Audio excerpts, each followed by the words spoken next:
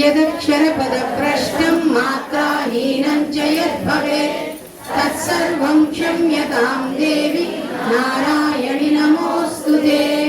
कायेन वाचा मनसेन्द्रिये वा बुद्ध्यात्मना वा प्रकृते स्वभावात् करोमि यद्यत् सकलं परस्मै नारायणायेति समर्पयामि।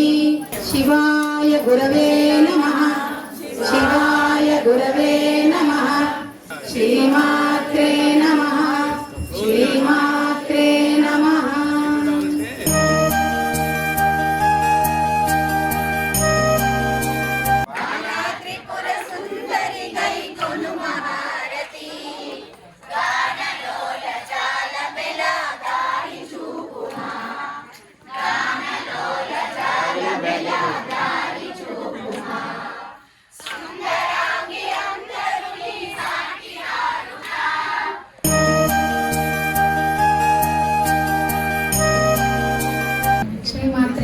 శ్రీ గురుభ్యో నమః.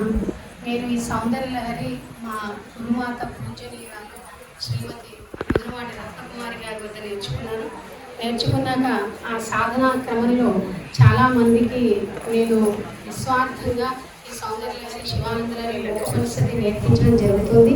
అది అమ్మవారి కృపా కటాక్షణ వీక్షణము. ఈ సందర్భంలోనే ఓజస్సు ఆధ్యాత్మిక సత్సంగం అనేది ఆధ్యాత్మిక చింతన వల్ల ఏర్పాటు చేయడం జరిగింది. దానివల్ల ఎన్నో ఆధ్యాత్మిక కార్యక్రమాలు అటువంటి విధంగానే ఓజస్ ఆధ్యాత్మిక సత్సంగము శంకరమఠంతో కూడా మంచి ఆధ్యాత్మిక అనుబంధం ఏర్పడింది. శంకరమఠం తాలూకా సెక్రటరీ గారు అచ్యుతరామయ్య గారు వైఫ్ కూడా ఇక్కడే ఉన్నారు, మనోరమ గారు. ఆ శంకరమఠంలోని ఇద్దరు కీలక స్తంభాలు ఉన్నారు, దేవులపల్లి పద్మ గారు అలాగే మనోరమ గారు. వీళ్ళ ఆధ్వర్యంలో వీళ్ళతో అనుబంధంతో మేము ఎన్నో ఆధ్యాత్మిక కార్యక్రమాలు చేపడుతున్నాం. అలాగే మేము 16 పున్నాలు సంకల్పం చేసుకున్నాము సౌందర్యలహరి ప్రతి దివ్యమైన క్షేత్రాల్లో చేద్దామని. ఆ విధంగానే ఇవాళ త్వరిత అనే ఒక అష్టమి కళ ఏదైతే ఉందో అటువంటి విధంగా మా 16 పున్నాలు 8వ పున్నం ఇక్కడ ఆశ్వయుజ మాసం పౌర్ణమికి మేము రావడం జరిగింది. చాలా చాలా విశేషంగా మేము భావిస్తున్నాము.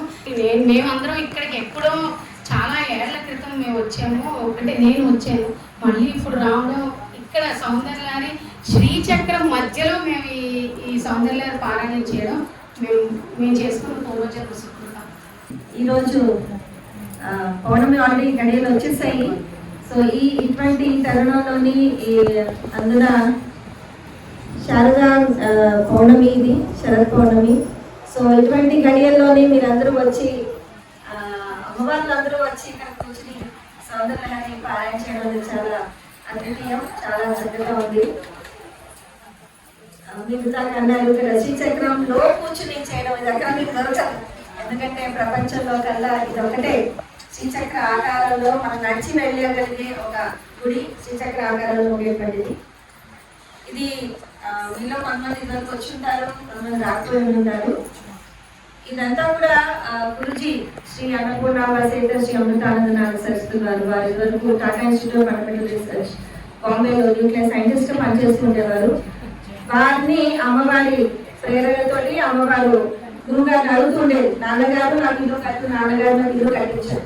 వచ్చి ఇక్కడ నువ్వు కట్టవలసిన గుడి ఈ శ్రీచక్రం 7 స్వరూపంలో ఆలయం ఇక్కడ నువ్వు కట్టాల్సింది. ఇక్కడ మూల బిందు స్థానంలోని మూల విరాట్ శ్రీ శ్రీ రాజరాజేశ్వరి అమ్మవారిని పెట్టాలి.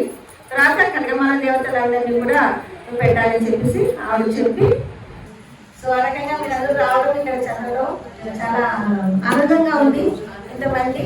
సో మీరు తెలుసు కాబట్టి నెక్స్ట్ టైం ఇటువంటి ప్రోగ్రామ్ ఏదైనా కావాలంటే ఖచ్చితంగా మిమ్మల్ని కాంటాక్ట్ చేస్తాను.